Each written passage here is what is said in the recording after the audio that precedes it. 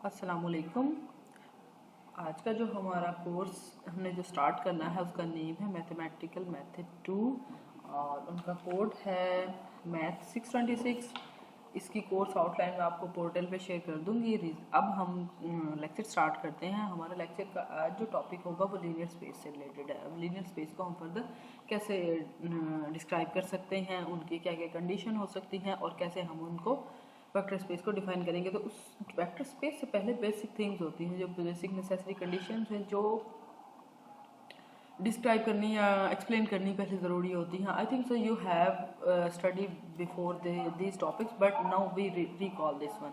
सो first हमारे पास जो आएगा, हमारे पास टॉपिक है वेक्टर स्पेस। अगर हमें लीनियर स्पेस या वेक्टर स्पेस ही एक ही चीज़ है, सिमिलर है, तो उनके लिए पहले हमें ग्रुप को रीड करना होगा। ग्रुप हमारे पास है जिसको हम डिस्क्राइब करेंगे या हम जिसको डिफाइन करना चाहेंगे। तो ग्रुप क्या है? A non empty set G with a binary operation static satisfying the following properties. उनकी प्रॉपर्टीज होती हैं ग्रुप की, जब ये प्रॉपर्टीज अंडर बाइनरी ऑपरेशन, कोई भी बाइनरी ऑपरेशन हो सकता है, फॉर एग्जांपल मल्टीप्लिकेशन भी हो सकता है, एडिशन भी हो सकता है, तो जो गिवन कंडीशंस दी गए हैं उसके अकॉर्डिंग अगर आपके पास कोई भी non empty set according to boundary condition binary operation ये कंडीशंस फॉलो करेगा, तो हम ये कह सकते हैं कि ये सेट जो है वो एक ग्रुप है। फॉर एग्जांपल फर्स्ट क्या होगा, हमारे पास G is closed under asterisk means के एडिशन भी हो सकता है और मल्टीप्लिकेशन भी। G satisfy the associative property. Associative property क्या होती है कि अगर हम उसको लेफ्ट साइड से या राइट साइड की दोनों तरफ से मल्टीप्लाई करें तो उनका आंसर सेम ही होगा। थर्ड यह है कि identity property. There exist E belongs to G. E is the identity property. Identity property with respect to multiplication is different and with respect to addition is different. Identity property with respect to addition तो हमारे पास 0 है and with respect to multiplication हमारे पास 1 है identity property. तो उनको भी अगर किसी भी नॉन एम्प्टी सेट जो है हमारे पास जी, उसका कोई भी एलिमेंट आप लेंगे, उस एलिमेंट को उस आइडेंटिटी से मल्टीप्लाई करें या प्लस करें तो आंसर वो रहेगा, सेम ही रहेगा और उसी से ही बिलोंग करेगा। तो हम ये कहेंगे आइडेंटिटी प्रॉपर्टी। थर्ड प्रॉपर्टी आ गई। अब हमारे पास एक फोर्थ प्रॉपर्टी, इनवर्स प्रॉपर्टी भी आप इसको कह सकते हैं। For all a belongs to G there exist a dash belongs to G such that a को मल्टीप्लाई करें या ऐड करें, या इन्वर्स को पहले ऐड करें या मल्टीप्लाई करें, बोथ ऑफ देम। जब दोनों भी कोई भी ऑपरेशन करेंगे तो आपके पास उन दोनों को मल्टीप्लाई करें या उन दोनों को ऐड करें एट अ टाइम, लेफ्ट पर रखें या राइट पे, आपके पास जो आंसर आएगा वो आइडेंटिटी ही आएगा। विद रिस्पेक्ट टू अगर मल्टीप्लिकेशन कर रहे हैं तो अंडरस्टूड सी बात है 1 आंसर आना चाहिए। अगर आप विद रिस्पेक्ट टू एडिशन कर रहे हैं तो आपके पास ई 0 आना चाहिए। तो ये 4 कंडीशन है जिनको फुलफिल करेंगे तो हम ये कह सकते हैं कि ये नॉन एम्प्टी सेट, कोई भी non empty set with respect to this binary operation is called group. ये हमारे पास इस ग्रुप की कंडीशन है। 4 मीन्स के 4 कंडीशन को सेटिस्फाई करना चाहिए। क्लोज्ड मीन्स फर्स्ट कंडीशन जो हमारे पास थी closed. Closed means with respect to addition के उसके अंदर ही मौजूद होना चाहिए कोई भी ऐसा number. Abelian group, abelian group एक आप ये कह सकते हैं ग्रुप है। वो अबिलियन किस वक्त होगा? अगर वो a group is called abelian group if वो कम्यूटेटिव लॉ को अगर फुलफिल करेगा। कम्यूटेटिव लॉ क्या है? A asterisk b is equal to b asterisk a for all a b belongs to G. Means कि अगर लेफ्ट राइट दोनों side से किसी left right hand side left hand side equal ही answer होगा। ये कम्यूटेटिव प्रॉपर्टी भी है, कम्यूटेटिव लॉ भी है। तो अबिलियन ग्रुप वो है जो ग्रुप की सारी प्रॉपर्टीज भी और फिफ्थ उसकी एक एडिशनल प्रॉपर्टी है, इसलिए वो अबिलियन कहलाएगा। अब ग्रुप अबिलियन ग्रुप। उसके बाद आते हैं नेक्स्ट रिंग पे। रिंग क्या है? A non empty set R with binary operation addition and multiplication defined on it is called ring if it is satisfy the following property। Means के आपके पास उसके दो बाइनरी ऑपरेशन होने चाहिए। अब दोनों बाइनरी ऑपरेशन में क्या होना चाहिए कि फर्स्ट तो आर को क्या होना चाहिए? अबिलियन ग्रुप होना चाहिए। अब अबिलियन ग्रुप के लिए आपके पास क्या प्रॉपर्टीज है? अबिलियन ग्रुप के लिए आपके पास प्रॉपर्टी है कि वो हमारे पास कम्यूटेटिव लॉ को अप्रूव कर सेटिस्फाई करता हूँ, कम्यूटेटिव लॉ को। और सेकंड आपके पास क्या है, सेटिस्फाई किसको करते हो, एसोसिएटिव प्रॉपर्टी को। एसोसिएटिव प्रॉपर्टी है आपके पास कि आप मल्टीप्लाई कर रहे हैं लेफ्ट साइड से A dot into B dot C is equal to A dot with respect to multiplication कर लें A dot B into C. तो ये हमारे पास एक प्रॉपर्टी को सॉल्व करेंगे तो हम ये कह सकते हैं कि इसे एसोसिएटिव प्रॉपर्टी भी होल्ड करते हो।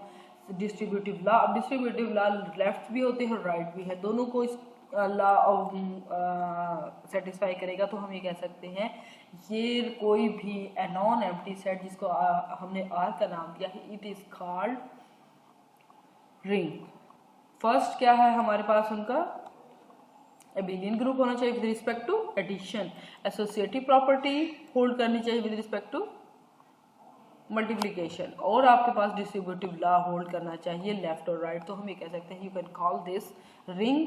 सबसे पहले इसको ग्रुप, एबिलियन ग्रुप, रिंग। अब उसकी एग्जांपल ये कि अगर कोई भी integers with rational number, real number, complex number, ये आपके पास रिंग है with respect to multiplication addition. इनके अगर के कभी भी इन थ्री कंडीशन को हम अगर इनको पुट करके देखें और इनको सेटिस्फाई करें तो हमारे पास यहाँ पर ये रिंग बन जाएंगे, कम्यूटेटिव रिंग। अब कम्यूटेटिव रिंग वही कि ring is itself is the ring, और उस इज कॉल्ड ये रिंग कम्यूटेटिव रिंग कब होगी, A dot B is equal to B dot है। अब ए बी का है वो आर से ही बिलोंग करते हैं, कोई भी नॉन एम्प्टी सेट उससे बिलोंग करते हैं, वो ऑलरेडी पहले रिंग है। अगर कम्यूटेटिव है तो इट मींस वो कम्यूटेटिव लॉ होल्ड करता है। नेक्स्ट हमारे पास है फील्ड। फील्ड क्या है, an non empty set F is called field if F is commutative ring. All non-zero element of F makes a group with respect to multiplication, with respect to dot. F क्या है हमारे पास, एक तो commutative ring होना चाहिए और उसको जितने भी उसके फील्ड के F के जितने भी नॉन जीरो एलिमेंट्स हैं वो ग्रुप भी बनाते हों। तो हम ये कह सकते हैं ये दो कंडीशन है फील्ड के लिए। इस दोनों कंडीशन में बहुत सारी कंडीशन आ जाती हैं। फॉर एग्जांपल कम्यूटेटिव रिंग है, उससे पहले उसको रिंग होना चाहिए। रिंग के लिए क्या है, अबिलियन ग्रुप होना चाहिए। अबिलियन ग्रुप से क्या है, ग्रुप होना चाहिए। तो इट मीन्स ये दो कंडीशन नहीं, इनके पीछे बहुत सारी कंडीशन है जिसको हम एक कंबाइन करके हम ये कह सकते हैं कि एक फील्ड है। इसी तरह उसको ग्रुप होना चाहिए, बेसिक कंडीशन आ गई हमारे पास। अब यहाँ पर जो एग्जांपल है रैशनल नंबर, रियल नंबर और कॉम्प्लेक्स नंबर, ये हमारे पास इनकी एग्जांपल दे दी गई है। इसको आप सॉल्व भी करेंगे, जो आज मैंने आपको लेक्चर में भी बताया है इन क्लास में कि आप इसको सॉल्व करना है। आप इसको ट्राई करके देखें, जब सॉल्व नहीं भी होगा तो हम उसको अगेन ट्राई करेंगे कि यहाँ पर किस तरह इसको इनकी कंडीशन को लिखा जा सकता है, किस तरह कौन सा नंबर्स की सूटेबल हैं, कैसे हम इनको सॉल्व करके इजीली चेक कर सकते हैं कि ये पॉइंट या ये जो एग्जांपल दी गई है इज दिस करेक्ट और नॉट करेक्ट। वेक्टर स्पेस या लीनियर स्पेस। अब स्पेस के लीनियर स्पेस की तरफ आते हैं। Let V be a non empty set and F be a field if there is a binary operation such that V is an abelian group under addition।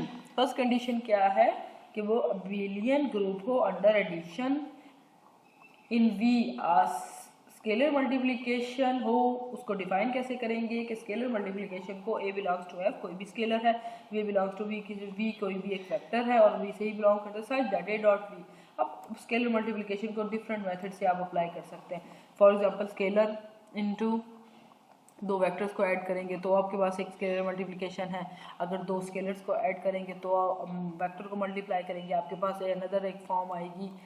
उसके बाद आपके पास third अगर multiply हो रहा है, थर्ड आप उसको वेक्टर के साथ मल्टीप्लाई करें तो आपके पास एक फॉर्म आएगी आइडेंटिटी के साथ मल्टीप्लाई करें। और ये सब आपके पास स्केलर जो है वो फील्ड से रिलेटेड है और जो वेक्टर्स हैं V1, V2 और V, ये आपके पास वेक्टर। तो आप ये कह सकते हैं V over F is called vector space over F। आपके पास ये वेक्टर स्पेस तब बनेगी अगर वो ये सारे कंडीशन फुलफिल करेगी। कौन सी कंडीशन है, फर्स्ट आपके पास कंडीशन आती है there is a binary operation such that V is an abelian group under addition. Addition के अकॉर्डिंग उसको अबेलियन ग्रुप होना चाहिए। सेकंड उसकी कंडीशन ये आती है कि स्केलर मल्टीप्लिकेशन। अब स्केलर मल्टीप्लिकेशन डिफरेंट टाइप से हो सकती है, जो हमने यहाँ पर 3 to 4 टाइप्स उनको हमने डिस्कस किया कि वो सब की सब जो स्केलर्स हैं उनको वेक्टर के साथ मल्टीप्लाई किया है तो डिफरेंट उनके एस्पेक्ट्स हमने देखे हैं। उस जब ये सारी कंडीशन अप्लाई होने के बाद आप ये कह सकते हैं किसी भी तरह की अगर आपके पास कोई एक कंडीशन आ जाती है, बेसिकली स्केलर मल्टीप्लिकेशन, तो हम ये कह सकते हैं V over F is called vector space over F। अब यहाँ पर complex number, real number, rational number, ये सब आपके पास वेक्टर स्पेस हैं, और real number over complex number and rational number over real number are not vector space. ये वेक्टर स्पेस नहीं बनेंगे। क्यों? क्योंकि अगर हम उनकी कंडीशन कोई फुलफिल कर नहीं हो रही है, उस सम टाइम कोई एक भी अगर नहीं होगी, तो भी हम ये कहेंगे कि ये vector space over the field F या ओवर द फील्ड यहाँ पर C दिया गया है, over the field complex number, over the field real number, हमारे पास ये वेक्टर स्पेस नहीं है। Real number over the real vector space हमारे पास जैसे रियल है over the field of Q is a vector space, C जैसे कॉम्प्लेक्स नंबर का दिया गया। अब वेक्टर स्पेस है, वेक्टर स्पेस जैसे एक सेट है, उसका एक सबसेट होता है। सबसेट ये कि हम उसी से ही बिलोंग कर रहे हैं, लेकिन वो भी अनदर एक सबसेट है, लेकिन वो बिलोंग उसी से ही करता है, तो हम इसको कहेंगे इसका सबसेट है। इसी तरह एक सब स्पेस है, let V be a vector space and U be a non empty subset of V such that V is also a vector space under the same binary U is also a vector space under the same binary operation defined on V। Means कि अगर हम कभी भी कोई भी subset set लेते हैं, कोई भी अगर 1 2 3 4 5 6 7, अगर हम उनको ये कहेंगे ये सेट है, अगर और हमने उसमें से A1 को निकाले, वो भी एक सेट बनता है, वो इटसेल्फ एक सेट तो है, लेकिन वो सबसेट है एक जो हमारा मेन सेट है। तो अंडरस्टूड सी बात है, उसका उस सबसेट तब होगा जब वो सारी कंडीशंस, हम ये कहें उस सबसेट के ऊपर तो सिर्फ यही कंडीशन है कि उससे बिलोंग कर रहा है, लेकिन सब स्पेस के लिए कंडीशन ये है कि वो उस सारी बाइनरी ऑपरेशन पर भी फुलफिल होगा या उन सब कंडीशंस को भी ओबे करेगा या फॉलो करेगा जो कि V ही कर रहा है। कि उसमें से हम एक नॉन एम्प्टी सेट लिया है, V में से वेक्टर स्पेस है जो, उसमें से हमने एक नॉन एम्प्टी सेट लिया है, और जो U है वो हमारे पास सारा इन चीज़ों को फॉलो भी कर रहा है, जो बाइनरी ऑपरेशन वेक्टर स्पेस के ऊपर V के ऊपर है, सेम वही सारा।